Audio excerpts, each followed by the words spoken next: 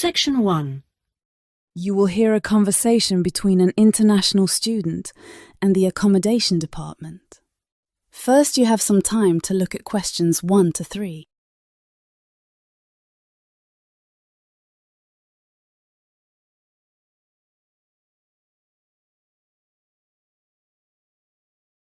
Now listen and answer questions 1 to 3. Hello, accommodation department. How can I help you? Do you look after accommodation for international students? Yes, we look after accommodation for all the students. Good. I hope you can help me then. I've only just been accepted onto a postgraduate course, and I want to know if there is any accommodation available from this September.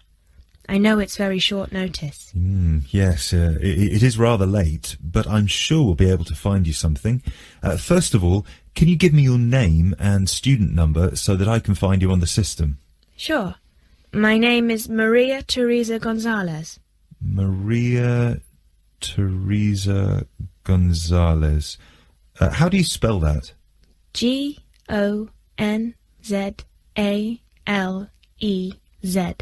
Thank you. Got it. And your student number, please? SHU 300715PG. SHU 300715PG. Ah, here you are. Department of Modern Languages. Yes, that's me. Before you hear the rest of the conversation, you have some time to look at questions 4 to 10.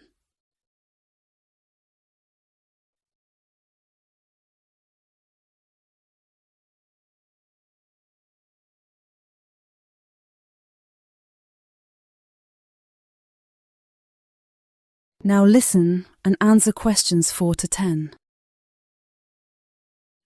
Okay, now there are several options for postgraduate students. Firstly, there is the Trigon. This is a new block near to the station and not far from the main campus. Accommodation is what we call cluster accommodation. What does that mean?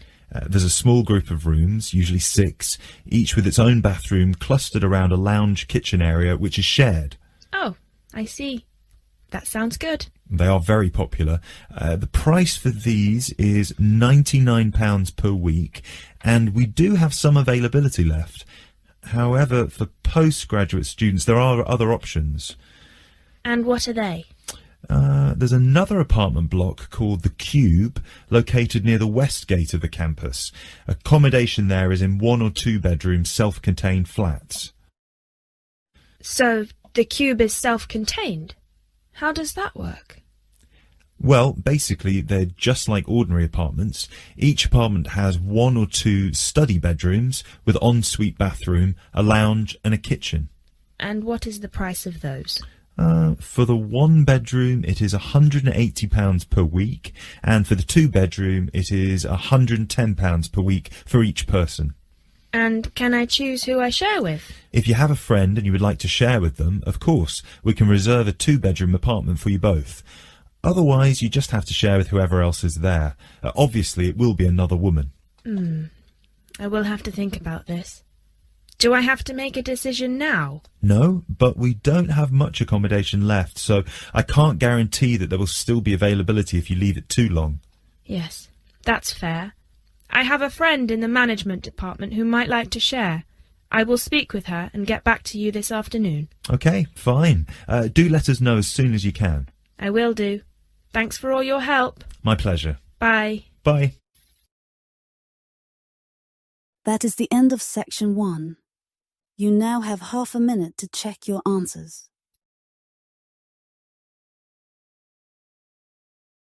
Now turn to section 2. You will hear a speech given by a head of a company to some new employees.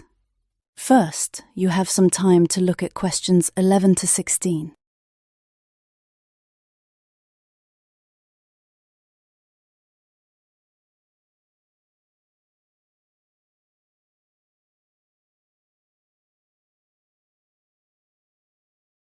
Now listen and answer questions 11 to 16.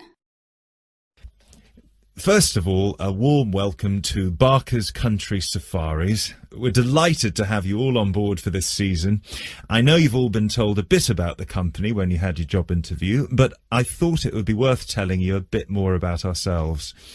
Barker's was set up 10 years ago by myself, John, and my then girlfriend and now wife, Nancy. We started it initially just as a hobby. We felt that there was a good opportunity to share our love of the countryside in this part of the world with the many visitors who come here. As you know, most people come for the beaches in the summer, but there is so much more to the region, and this is what we wanted to exploit.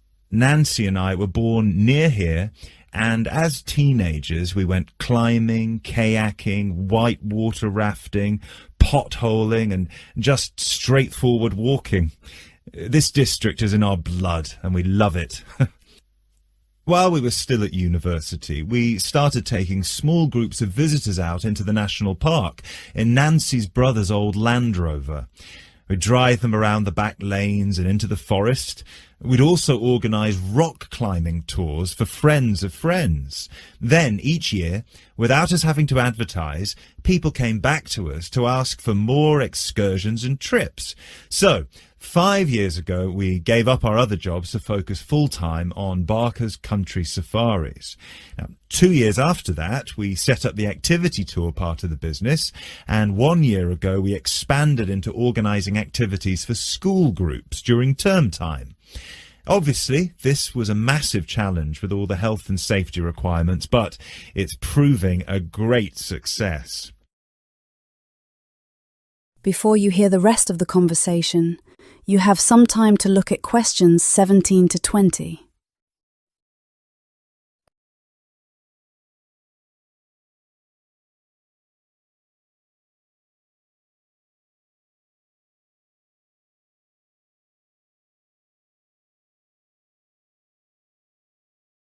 Now listen and answer questions 17 to 20.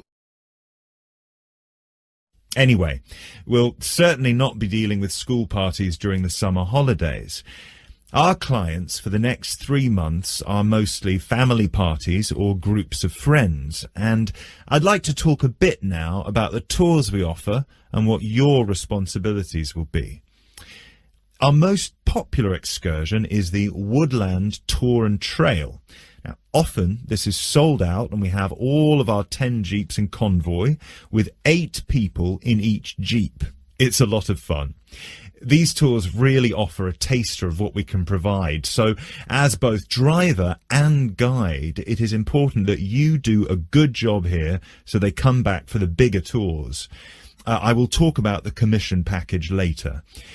As the summer days are so long, we have 3 tours each day, but you will not be expected to work on more than 2 of them.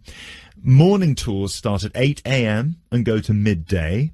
Afternoon tours are from 2 p.m. to 6 p.m. and then evening ones 7 p.m. to 11 p.m. All the tours follow the same route, and you should have made yourselves familiar with all the key information. This was provided to you in the information pack you were sent when you accepted the job offer. This is important, so if you haven't had time yet, please do so now. Our second most popular tour is the Family Exclusive. Now, this tour is for the whole day and for only 1 group. Usually it is just 1 jeep, but sometimes there are 2 if the party is large. These tours go from 10 a.m. till 5 p.m. and include lunch at the Brown Bear in Lower Middleton. We have a number of different routes for these tours, as we don't want our premium clients being made to feel that they are part of a large package deal. You'll be told which route to take with your weekly schedule. Now, I'd like to move on to these specialty tour packages. These are the ones that we are keen to book people on once they've done the Woodland Tour and Trail trip. That is the end of section 2. You now have half a minute to check your answers. Now turn to section 3. Section 3. You will hear a conversation between 2 students on a project they are working on together. First, you have some time to look at questions 21 to 27.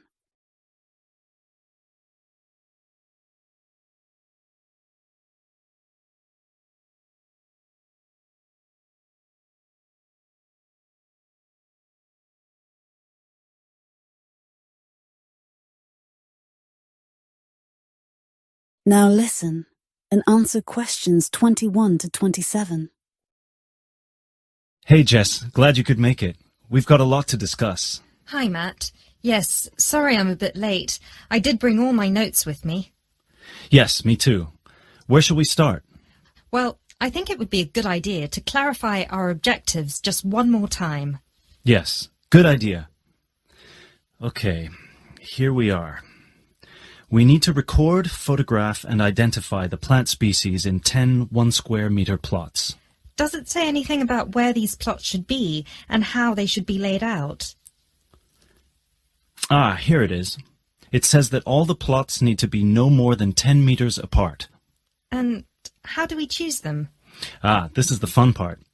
I remember this. Here we are. Make a 1-meter square frame using bamboo sticks available from the department stores. Yes, we've already done that. I know, I'm just reading the whole section. Okay. One person stands roughly in the middle of the chosen area and throws the frame. The other person uses a tape to mark out the square where the frame landed and returns frame to thrower. The thrower then turns a few degrees on the spot and throws again. The thrower must turn slightly after each throw and vary the force of the throw until after the 10th throw they are pointing in almost the same direction as the first. That sounds a bit complicated. That's only because it's all in writing. It's just a simple throw, turn, throw, turn, throw, turn until we have 10 squares. And I guess you want to do the throwing. Well, if you don't mind. I'm sure you'll be more accurate at marking the squares. Yes, I am sure I am, and I'm sure you've got a stronger throwing arm. Before you hear the rest of the conversation, you have some time to look at questions 28 to 30.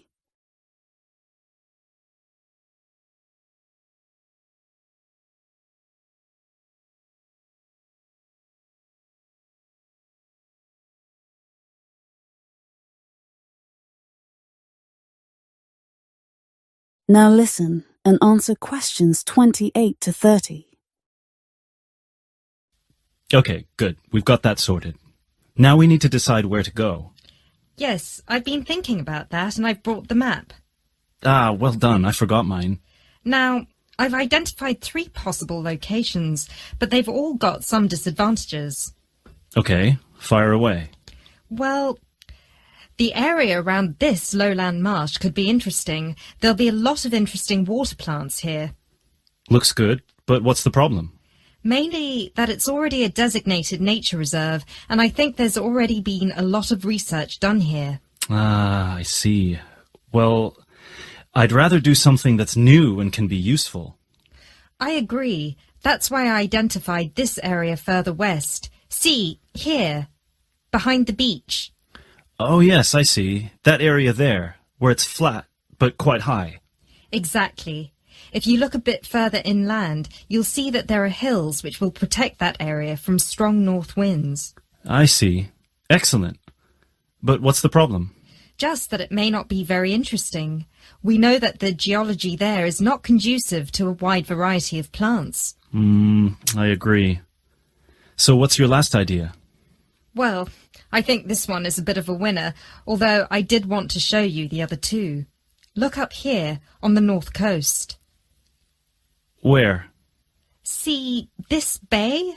Well, I know that there's been quite a lot of studies done here, but a bit further to the east, behind this headland.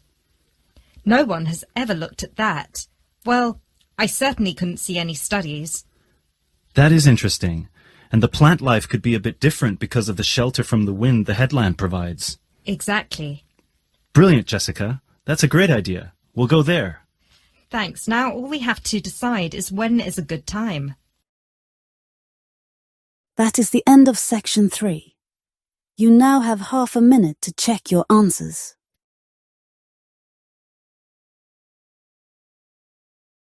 Now turn to section 4 Section 4.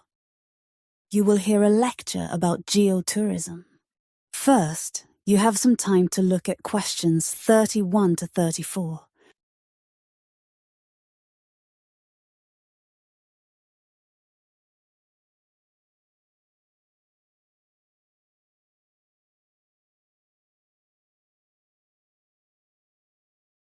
Now listen and answer questions 31 to 34.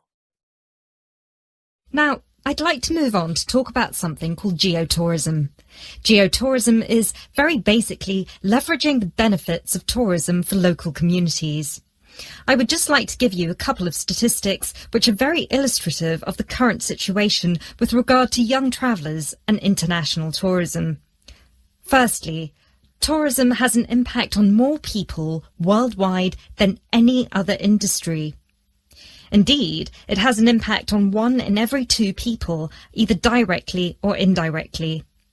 The second statistic is that in global tourism, there is a 97% economic leakage. This means that if you spend £100 on going on holiday, normally only £3 of that money will actually reach the people who are giving you the services and the accommodation, for example, in the destination. If you put these two figures together, you can understand why some of the regions of the world which have very high levels of tourism still have very high levels of poverty and huge developmental challenges. These countries have this massive industry demanding a huge number of services, but they are not seeing a fair reward for these services. Geotourism is about changing this. Before you hear the rest of the conversation, you have some time to look at questions 35 to 40.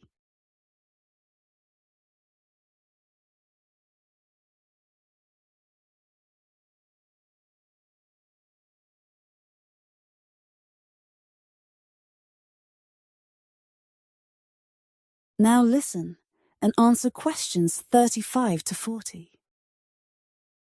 Projects are now being developed with financial organisations such as the World Bank. One of these involves developing a technology platform which is bringing grassroots travel products such as hotels, locally owned hotels, not global chains, very locally owned tour operators to the international travel market, therefore avoiding the middlemen. These middlemen often cut them out of the market completely or just make their business unsustainable. Another way that geotourism can be promoted is through the niche travel market of volunteering. These days, a significant number of older teenagers want to spend a gap year, either between school and university, or university and employment. Often, these people want to spend some or all of their year volunteering, but they either don't have the money or don't feel inclined to pay the main volunteering organisation businesses the fee they require, which can be as high as £3,500. What they are looking for is an organisation who can connect them with people on the ground, who can suggest worthwhile local projects. So, this is a real win-win scenario. The organisers charge a small flat fee, which then goes to the local contact. Thus, the local contact gets a very good commission just for one customer. The customer is also saving a large amount of money and time, both of which they can give to the projects they end up working on. There is still quite a long way to go before poverty in the most popular of tourist areas is eradicated, but a focus on this type of geotourism could provide an answer. That is the end of section 4. You now have half a minute to check your answers.